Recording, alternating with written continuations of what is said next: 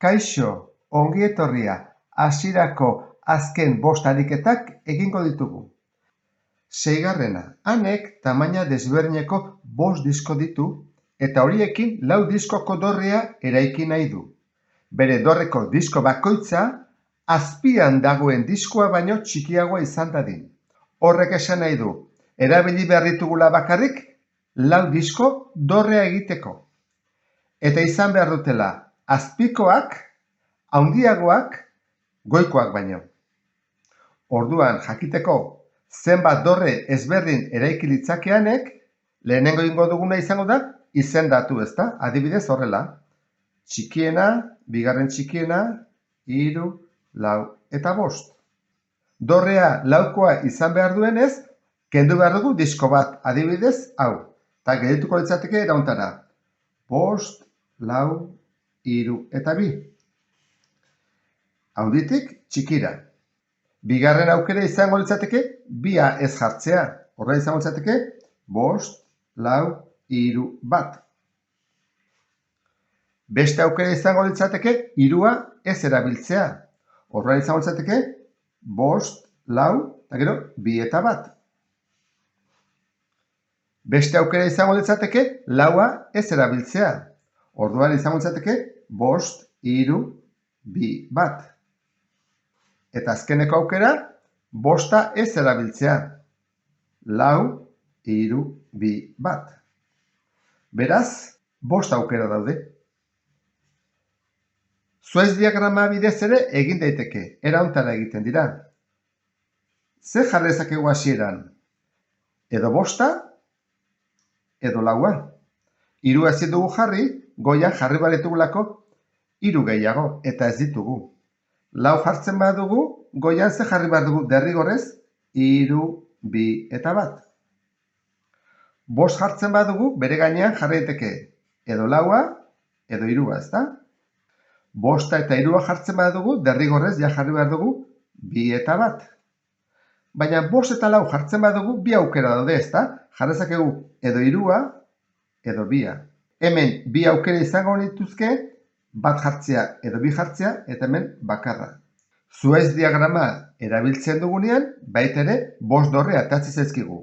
1, 2, 3, 4 eta 5. 7. Irudiak pakete bat erakusten du, eta haren inguruan jartzen dira M, N, P eta Q etiketak dituzten 4 zinta. Horra hemen dauden zintak, ez? 1, 2, 3 eta 4. Zein ordenatan lehenengotik azkenera jarri zituzten zintak, orduan jakin behar dugu lehenengo zein jarri zen, bigarren, hirugarren eta laugarren. Argi dagoena da gauza bat, lehenengo jarri dena azpian gelditzen dela. Horren ikusi behar dugu azpian zein dagoen. Q ez dago azpian, ze M-ren gainean dago. Eta P ere M-ren gainean. Horren M izan daiteke nahiko hasieran jarritakoa. Baina N oraindik beherago dago. Orduan N-tik hasi da. Hori da, denetan lehenengoa jarritakoa. M-ren azpian dagolako. Eta M dago P eta Q-ren azpian. Orduan lehenengo da N. Gero M dagolako P eta Q azpian. Orain ikusi behar dugu zein lehenago jarri den, P edo Q. Q dago P-ren azpian. Orduan, Q lehenago jarri da.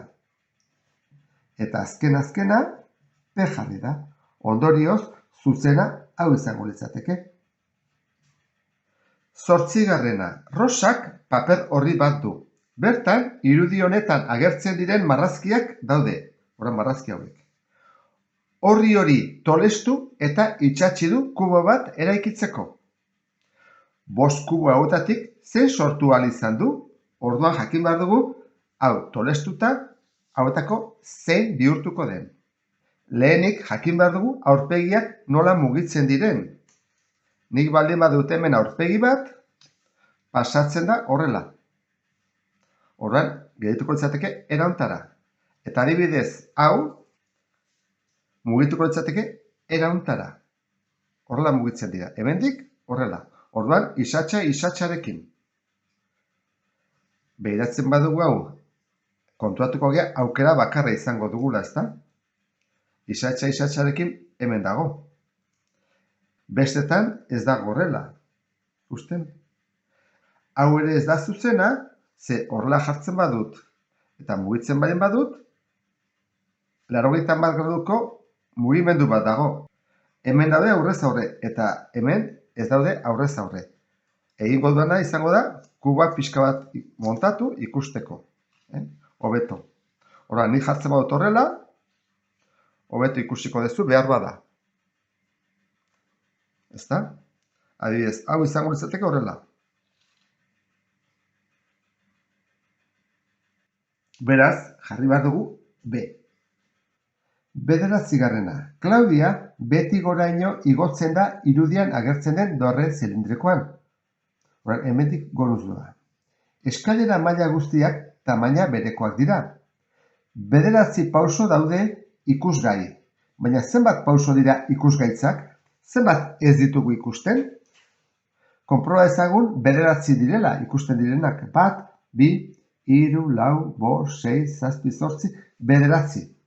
Orduan, marraztuko ditut maila bakoitza. Hau izango zateke bat, hau beste bat, hau beste bat, hau beste bat, beste bat, eta beste bat. Orduan hemen daude, 1, 2, 3, 4, 5, 6. Hemen zenbat egongo dira, beste 6. Hala eta guztizten, konprobatu ezagun. 1, 2, 3, 4, 5, eta 6. Beraz, erantzuna izango litzateke 12 direla ikusgaitzak. Aski zen kontatzea, hemen zenbat pauso zeuden bider bi egiteko. Beraz, soluzio posibleak bi ziren, edo 12 edo 10, eta ez bakoitiak. 10.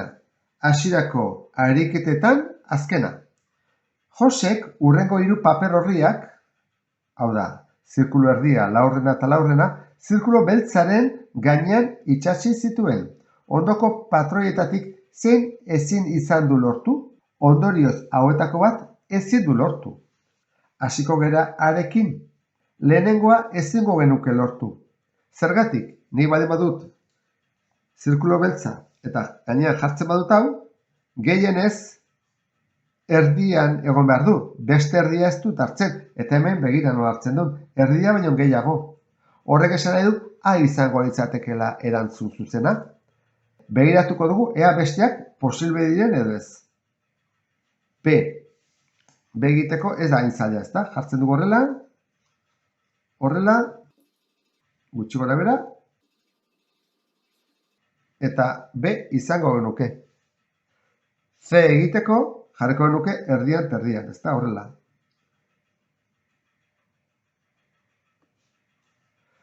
D egiteko, sartuko genuke azpian, txuria, grisean azpian.